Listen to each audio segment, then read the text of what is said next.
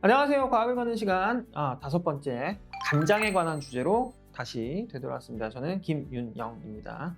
마트에 가보면 많은 종류의 조미료를 찾을 수 있는데요. 그 중에 우리 흔하게 사용하는 조미료, 가장 대표적인 조미료가 아마 간장이라고 할 수도 있을 것 같아요. 그래서 용도는 너무너무 많아서 대표적인 게 이런 새우장 같은 거 굉장히 좋아하죠.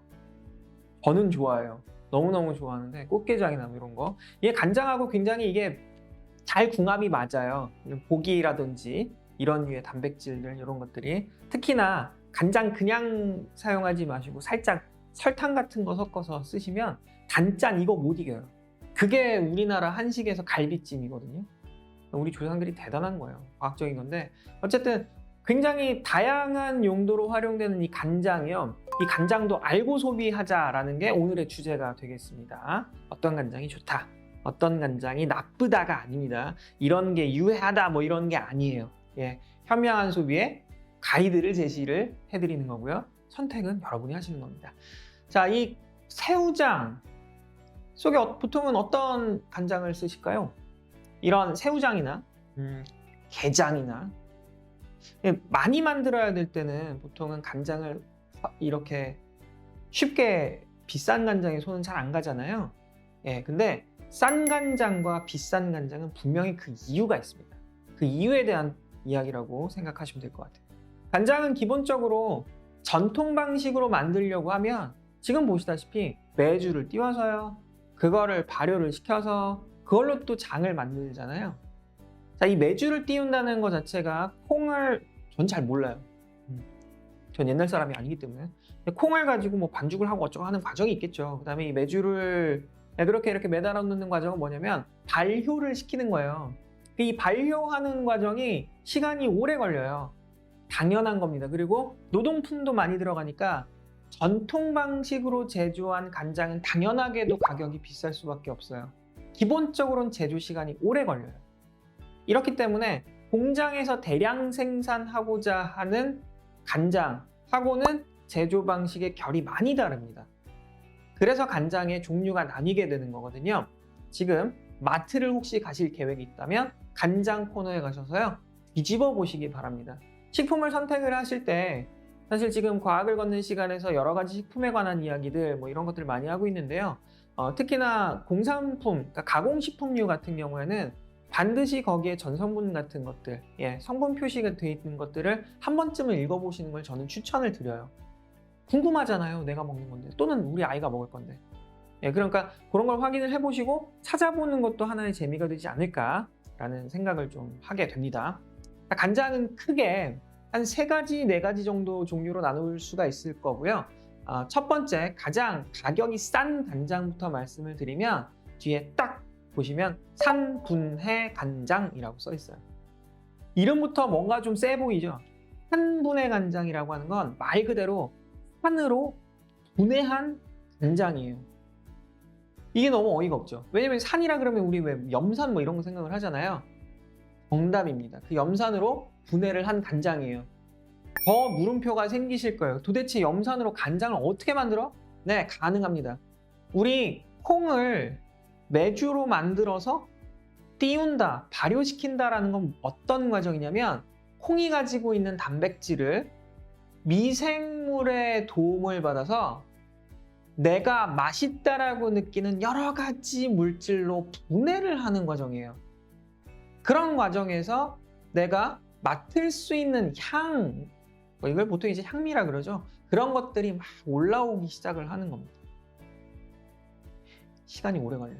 어떻게 하냐면 콩의 단백질을 식용, 염산을 첨가해서 분해해버립니다.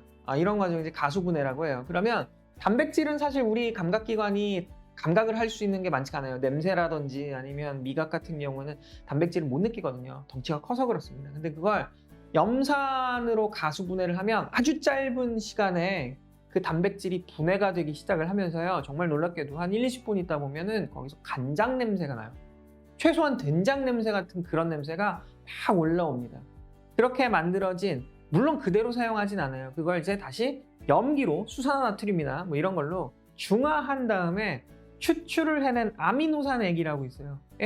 단백질이 분해됐으니까 아미노산이에요. 그 그 아미노산액을 갖다 놓고 실제 간장과 비슷하게 만들기 위해서 색소를 첨가하고요, 향을 첨가하고요, 여러 가지 물엿을 첨가하기도 하고 첨가물들을 섞어서 만들어내는 게 산분해 간장입니다.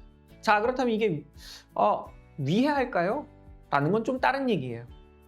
산분해 공법이라고 하는 거는 안정성을 입증받은 식품 제조 공법입니다.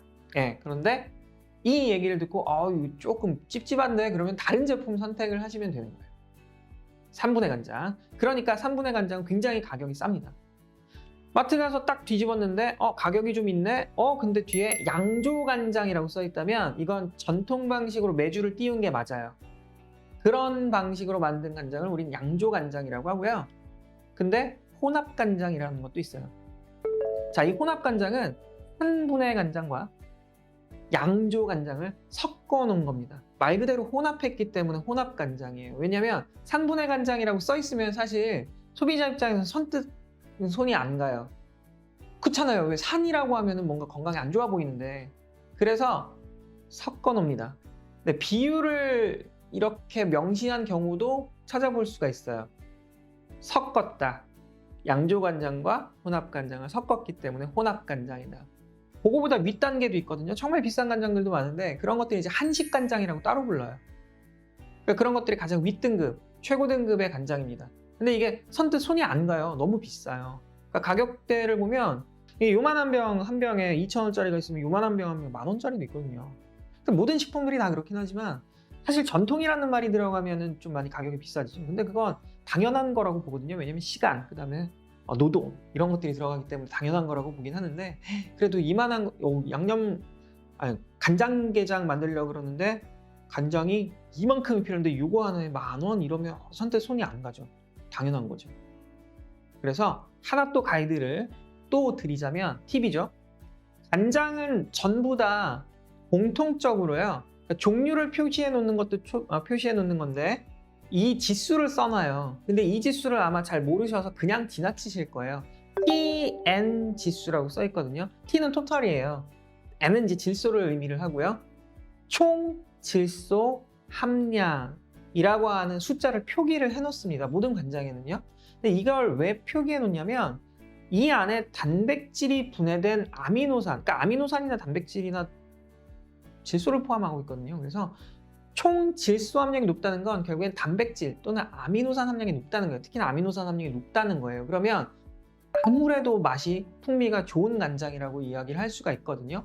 대부분의 양조 간장은 보시면 1.5 이상이에요. TN 값이.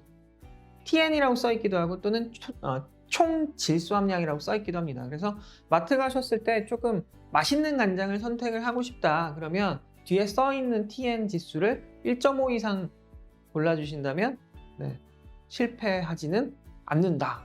이렇게 우리가 일상생활에서 가장 많이 사용하는 조미료인 간장 속에도 과학적인 내용들이 숨어있는, 이런 걸 알고 소비해야 우리가 보다 현명한 식생활을 할 수 있지 않겠습니까? 여기서 간장에 관한 이야기는 마치고요. 저는 다음 시간으로 또 이어가 보도록 하겠습니다. 감사합니다.